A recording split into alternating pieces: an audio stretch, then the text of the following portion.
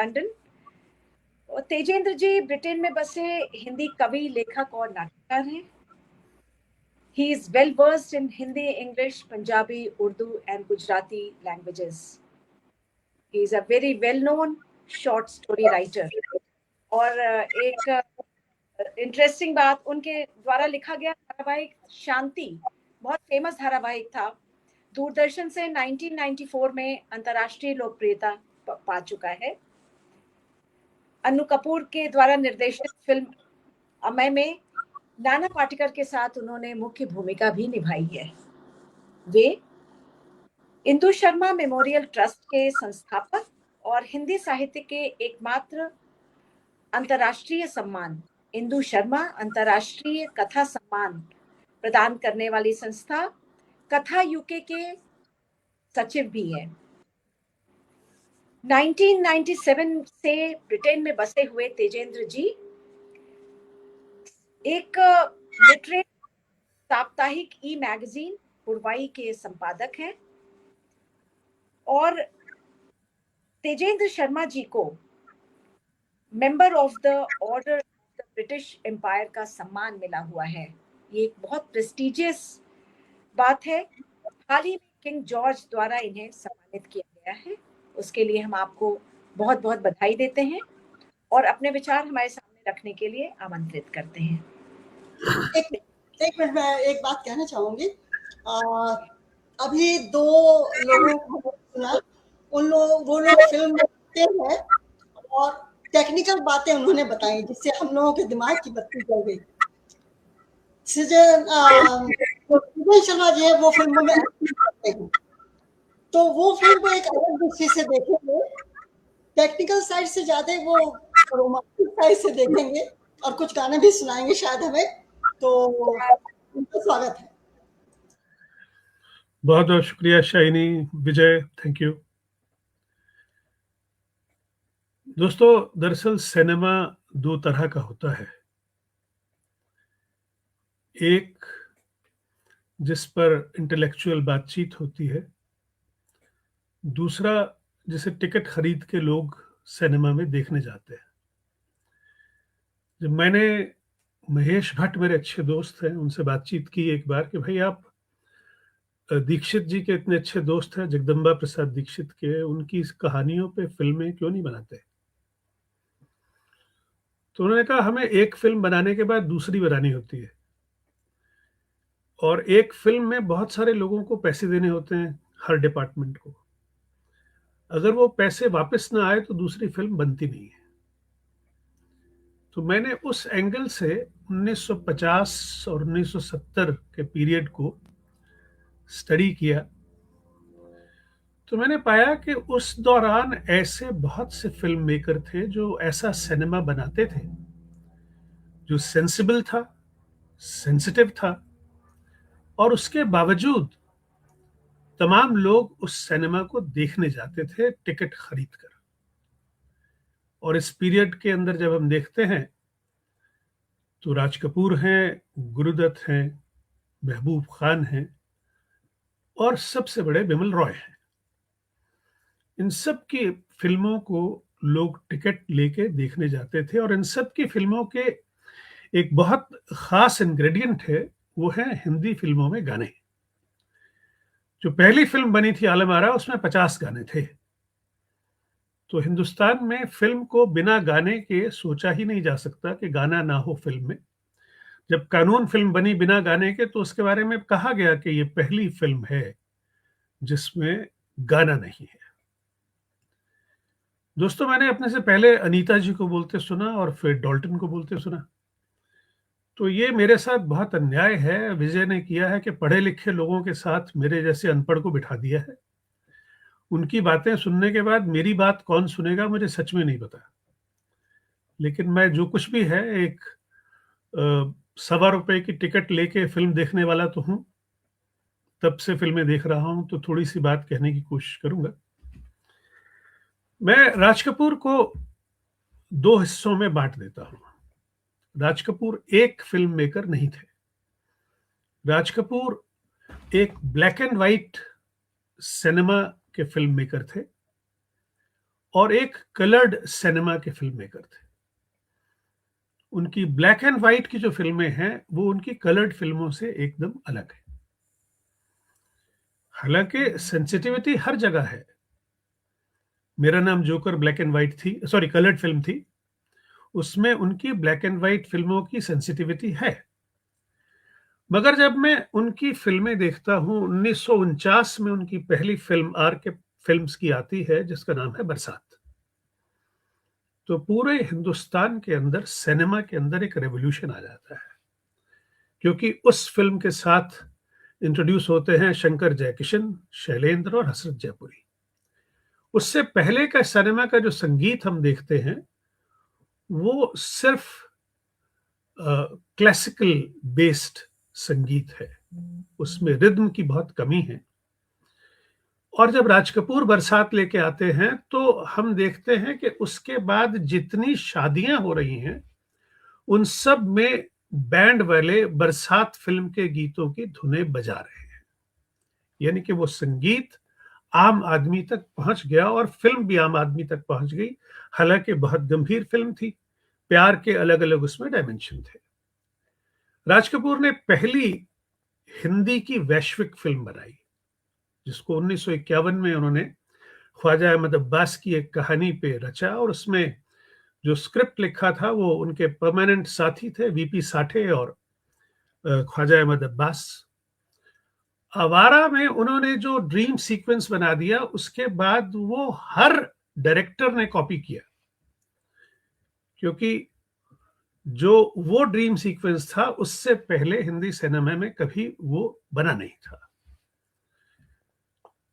आवारा के बाद उन्होंने आह बनाई जो बिल्कुल फ्लॉप हो गई, चली नहीं, क्योंकि वो देवदास की एक पीली सी कॉपी थी। राज कपूर सिनेमा में आए तो जवाहरलाल नेहरू पहले प्रधानमंत्री बन चुके थे, तो नेहरू के जो सपने थे वो राज कपूर अपनी फिल्मों में दिखाते थे, अब दिल्ली दूर नहीं। और वो बिमल रॉय से इतने ज्यादा इन्फ्लुएंस थे कि वो अपनी 2 बीघा जमीन बनाना चाहते थे, तो उन्होंने बूट पॉलिश फिल्म बनाई जो बहुत चली भी, उसका संगीत बहुत मकबूल हुआ। अब आवारा बन चुकी, अब दिल्ली दूर नहीं बन चुकी, और Bimal Roy type boot polish बन चुकी। अब उन्हें क्या बनाना चाहिए, तो फिर जाके रुके वही ख्वाजा अहमद अब्बास और वीपी साठे के पास। मैं घड़ी देख के बोलता हूं, मैं 4 मिनट बोल चुका हूं, मैं ठीक 15 मिनट में बंद कर दूंगा।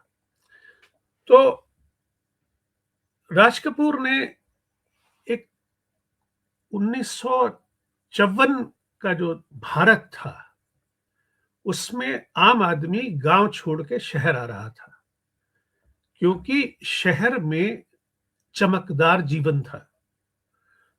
और राजू जो कैरेक्टर है, जो गांव से, छोटे गांव से बंबई आ रहा है, वो रास्ते में ये कहता हुआ आ रहा है कि मेरा जूता है जापानी, ये पतलून इंग्लिस्तानी, सर पे लाल टोपी रूसी, फिर भी दिल है हिंदुस्तानी।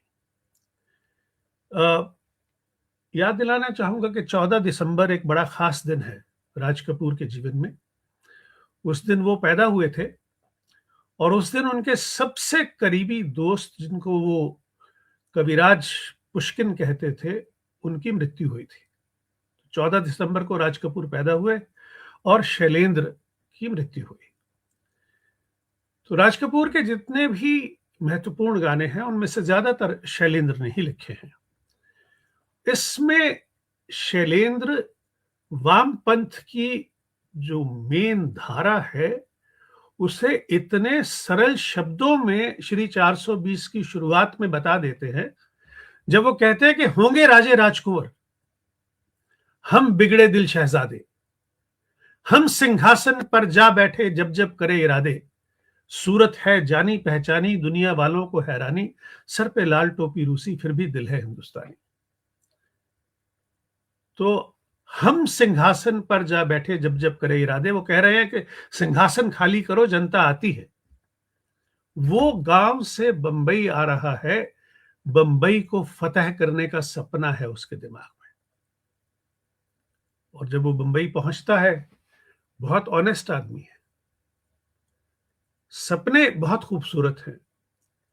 वहां उसकी मुलाकात विद्या से होती है और माया से होती है।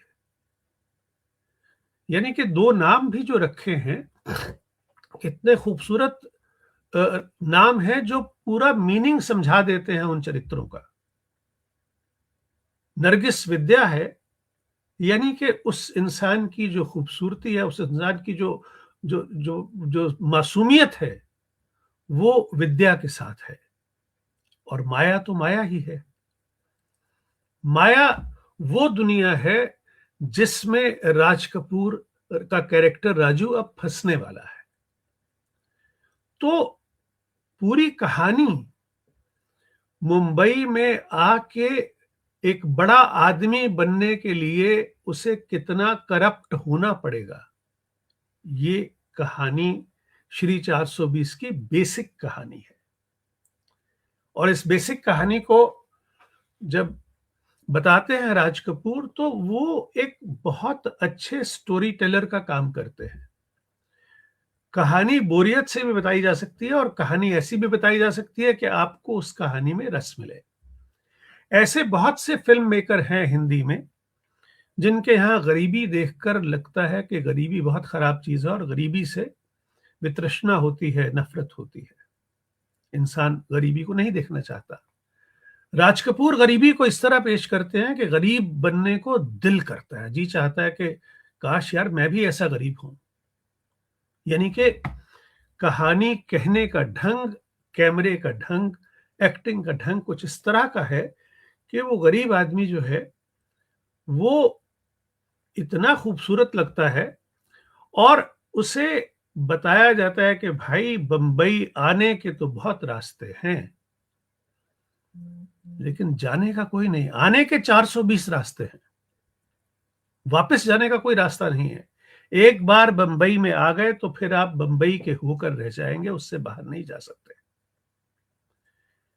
अब यहां देखिए कि राज कपूर को जब प्यार होता है तो वहां भी कितनी दार्शनिकता है कि रातें दसों दिशाओं में कहेंगी अपनी कहानियां, गीत हमारे प्यार के दोहराएंगी जवानियां, हम न रहेंगे तुम न रहोगे फिर भी रहेंगी निशानियां। पहली बात तो ये कि आम आदमी सोच सकता है कि भाई दसों दिशाएं क्या होती हैं। उस जमाने के संगीतकार शंकर जयकिशन वाले वो अड़ गए कि दिशाएं तो 4 होती हैं, पर ये आप 10 कैसे कह रहे हैं। तो शैलेंद्र को उसे समझाना पड़ा कि दसों दिशाएं कैसी हैं, कौन सी हैं। बड़ी मुश्किल से जाके, और मन्ना डे ने कहा शंकर से कि साहब हम गा रहे हैं, हमें गाने में दिक्कत नहीं है, आपको क्या प्रॉब्लम है।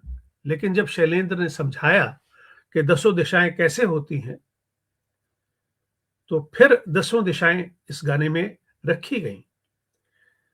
तो इनका जो प्यार है विद्या और राजू का, वो लैला मजनू और शीरी फरहाद के प्यार से भी ऊपर चला जाता है, क्योंकि आने वाली पीढ़ियां इनके प्यार के गीत गुनगुनाने वाली हैं। गीत हमारे प्यार के दोहराएंगी जवानियां।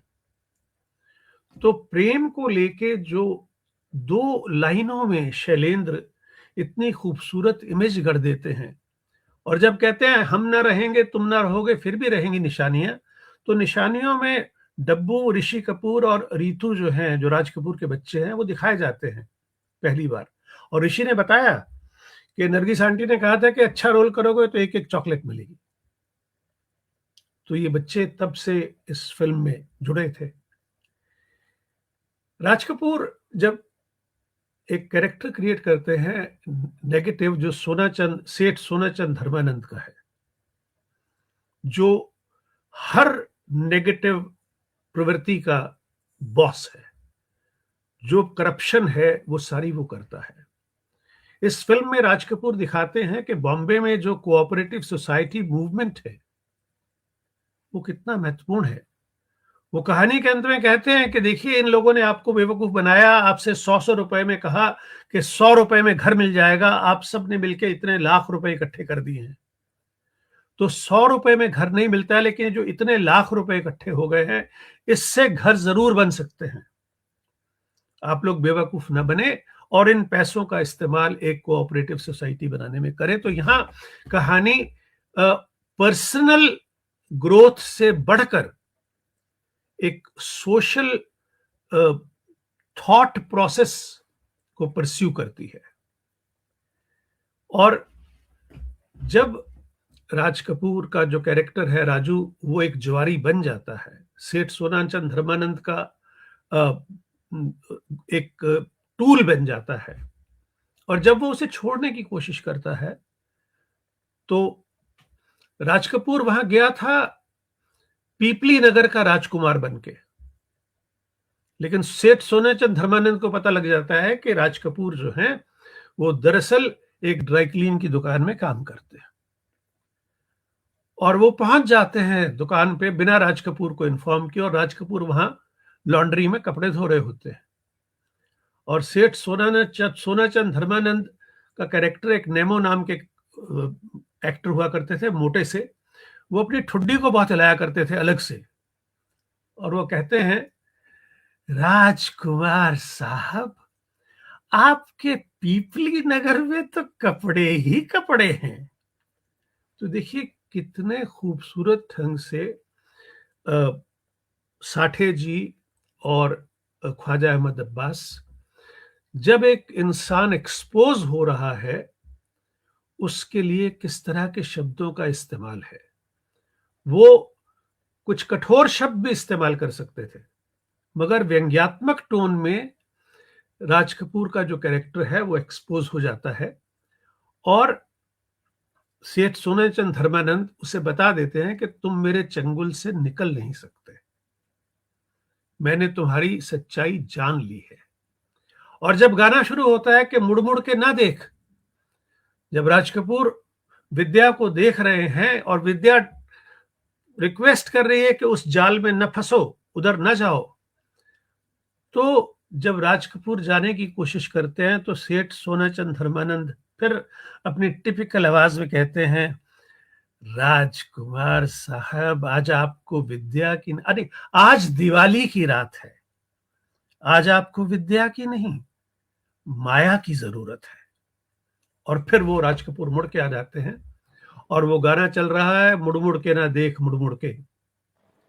और जैसे ही शैलेंद्र का लिखा ये गाना खत्म होता है, राज कपूर जक्सटेपोज करते हैं यहाँ के ग्रैंडर, यहाँ के पैसे, यहाँ के ग्लैमर से कट करके उस छोटे से घर में जहां बाहर बैठी है नरगिस विद्या के रूप में और इंतजार कर रही है कि कब राज वापस आएगा, तो वहां हसरत जयपुरी गाना लिखते हैं। फिल्म में 10 गाने थे, 7 शैलेंद्र ने लिखे थे और 3 हसरत जयपुरी ने।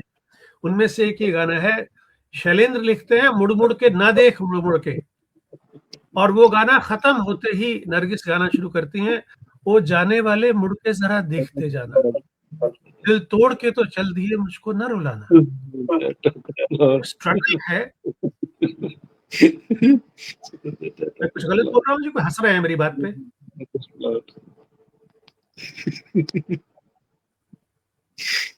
I am sorry.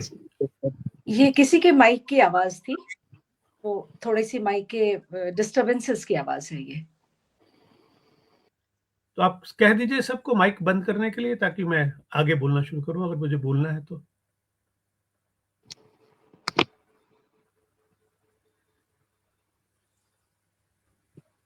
Vijay ji please सबको रिक्वेस्ट करेंगे माइक बंद अपने माइक, मेरे माइक भी म्यूट पे रखिए प्लीज।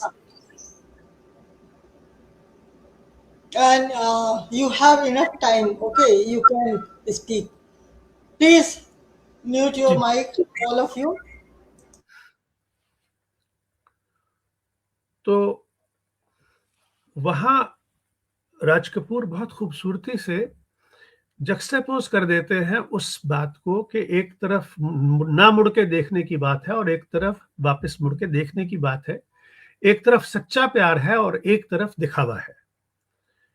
इसी तरह से जब राज कपूर वापस जा रहे हैं निराश होकर जीवन से, जब उसे विद्या ने कह दिया कि तुम बहुत ज्यादा गिर चुके हो, तो उसके पुराने साथी एक गीत के जरिए उसके मन की हालत कह रहे हैं, रमैया वस्ता भैया, रमैया वस्ता भैया, मैंने दिल तुझको दिया। अब ये मैंने दिल तुझको दिया राज कपूर विद्या को कह रहे हैं, क्योंकि मैं वहां से वापस आ रहा हूं, मैं तुम्हारे पास आना चाहता हूं। यानी कि जो इंसान मासूम था, शरीफ था, आके यहाँ पे वो बिगड़ गया है, वो वापस विद्या को कहने की कोशिश कर रहा है कि मैंने तुम्हें ही दिल दिया है, रास्ता वही और मुसाफिर वही, एक तारा न जाने कहाँ छुप गया, दुनिया वही दुनिया वाले वही, कोई क्या जाने किसका जहां लुट गया, वहीं से दूर से ही तू भी ये कह दे कहीं, मैंने दिल तुझको दिया। तो ये देखिए किस तरह से राज कपूर केवल एक गीत, राज कपूर को म्यूजिक और गीत की जितनी समझ थी वो बहुत कम फिल्म मेकर्स को थी। तो ये इस तरह से जक्सपोज किया उसने कि बहुत खूबसूरत ढंग से ये दोनों तरफ की भावनाएं कन्वे हो जाती हैं। और राज कपूर गरीबी का चित्रण जब करवाते हैं तो मुझे लगता है कि इससे ज्यादा सरल शब्दों में और कोई गीतकार नहीं लिख पाएगा कि छोटे से घर में गरीब का बेटा, मैं भी हूं मां के नसीब का बेटा, रंजो गम बचपन के साथी, आंधियों में जले दीपक बाती, भूख ने है बड़े प्यार से पाला, दिल का हाल सुने दिल वाला। तो देखिए एक तरफ एक बड़ा महलनुमा घर है जो सेठ सोनाचंद धर्मानंद का घर है, उसके नीचे कुछ गरीब झोपड़पट्टी वाले रहते हैं। उस इलाके में रहने और सोने के पैसे पुलिस वाले एक्स्ट्रा लेते हैं, और जब पूछा जाता है क्यों तो वो कहते हैं कि सेठ सोनाचंद धर्मानंद के घर में जो पकवान बनते हैं उनकी खुशबू यहां तक आती है, उस खुशबू के भी पैसे लगेंगे तभी आप यहां सो सकते हैं इस पेवमेंट पे। कितना दर्द है गरीबी में। मैं हमेशा कहता हूं, अगर सिनेमा आपको टिकट खरीदने के लिए मजबूर करे और उसके बाद वो दिखाए जिससे आपके व्यक्तित्व में चेंज आना संभव हो, इंटेलेक्चुअल से ज्यादा इमोशनली आपको डिस्टर्ब करे, क्योंकि इंटेलेक्चुअल डिस्कशन जो है वो मासेस तक नहीं पहुंचती। इंटेलेक्चुअल डिस्कशन कुछ पढ़े लिखे लोग एक कमरे में बैठ के कर लेते हैं, लेकिन राज कपूर की ब्लैक एंड व्हाइट फिल्मों की सबसे बड़ी खासियत यह है कि वो गहराई से ह्यूमन इमोशंस को समझती हैं, उनको इंटरप्रेट करती हैं और हमें इस तरह से जोड़ती हैं कि समाज में बदलाव आना जरूरी हो जाता है। हम जब देखते हैं कि इवेंचुअली, हालांकि इस फिल्म का अंत बहुत पॉजिटिव नहीं है, क्योंकि राज कपूर का कैरेक्टर राजू विद्या को लेके बंबई से बाहर जा रहा है। वो आया था बंबई को जीतने, मगर अंतिम सीन में वो बंबई से बाहर जा रहा है। तो हो सकता है 1955 में यही होता हो, लेकिन 1955 में भी समस्या वही थी बंबई की कि एक तरफ सेठ सोनाचंद धर्मानंद की ऊंची बिल्डिंग थी, तो दूसरी तरफ धारावी की झोपड़ी पट्टी भी थी। यानी कि बंबई चाहे कितना भी पुराना, आज से 70 साल पुरानी फिल्म है ये, पूरे 55 में रिलीज हुई और 19 आज 2025 है, 70 साल पुरानी फिल्म हो गई। 70 साल बाद इसके गीत उतने ही रेलेवेंट हैं। 70 साल बाद उसके इमोशंस, उसके टेक, उसके सीन, जब राज कपूर जाके कहते हैं पॉन शॉप में, जो एक कबाड़ी की दुकान है, अपना गोल्ड मेडल जो उन्हें मिला था ऑनेस्टी का, ईमानदारी का, वो जब वापस उसको बेचने जाते हैं तो कहते हैं मैं अपना ईमान गिरवी रखने आया हूं। तो वहां नरगिस खड़ी होती है तो कहती है दुख तो यही है कि लोग ईमान भी गिरवी रख रहे हैं। तो इस तरह से जो हमारे डायलॉग राइटर हैं, संवाद लेखक हैं, वो हमारे इमोशंस को पकड़ते हैं, और मेरे हिसाब से सिनेमा वही सफल होता है जो आम आदमी के इमोशंस को पकड़ के उन्हें बदलता है। और ये राज कपूर का जो ब्लैक एंड व्हाइट का सिनेमा है वो बहुत खूबसूरती से करता है, और वो गीतों का, संगीत का पूरा सहारा लेता है। और मेरे हिसाब से सोशल स्ट्रक्चर को देखते हुए श्री 420 राज कपूर की बहुत महत्वपूर्ण फिल्म है। और एक बड़ी खासियत उसकी ये भी है कि उसने अपने जमाने में उस फिल्म से पहले तक जितनी फिल्मों की कमाई थी उनसे ज्यादा की। उसने 2 करोड़ से ज्यादा रुपए भारत में ही कमाए थे उस टाइम 1955 में, जब रुपए का मतलब कुछ होता था। तो राज कपूर सिनेमा वो बनाते थे जो आम आदमी के बारे में होता था, जिससे आम आदमी अपने आप को रिलेट कर पाता था, और जिससे आम आदमी कुछ समझ पाता था। उसे इंटेलेक्चुअल डिस्कोर्स करके समझने की जरूरत नहीं पड़ती थी। राज कपूर का सिनेमा खुद ब खुद उन तक अपनी बात ठीक ढंग से पहुंचा देता था। बहुत बहुत शुक्रिया, धन्यवाद। ऐसे नहीं छोड़ेंगे, आपको एक गाना सुनाना होगा, उसके बाद ही आप जा सकते हैं, उसके बाद ही नेहा जी धन्यवाद देंगी। हालांकि अनीता जी चली गई हैं, उनके यहाँ एक तो बहुत रात हो चुकी है ऑस्ट्रेलिया में, उससे उनको सुबह ही स्टूडियो पहुंचना है। जी जी, हम समझ सकते हैं। हाँ, एक सुनाइए। एक पुरानी गजल है तलत महमूद की, जिंदगी देने वाले सुन, तेरी दुनिया से दिल भर गया,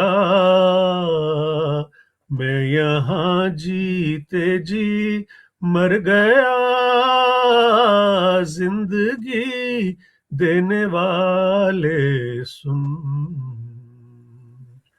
रात कटती नहीं, दिन गुजरता नहीं, जख्म ऐसा दिया है कि भरता नहीं,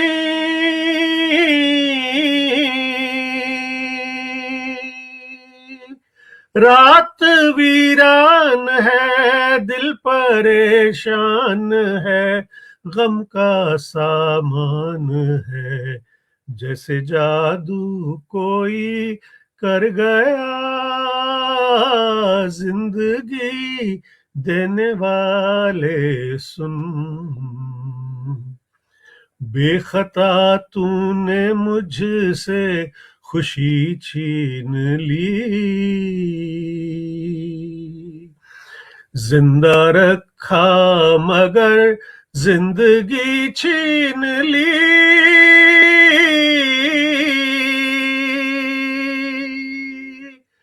हो गया दिल का खून चुप कहाँ तक रहूं, साफ क्यों ना कहूं, तू खुशी से मेरी डर गया, जिंदगी देने वाले सुन।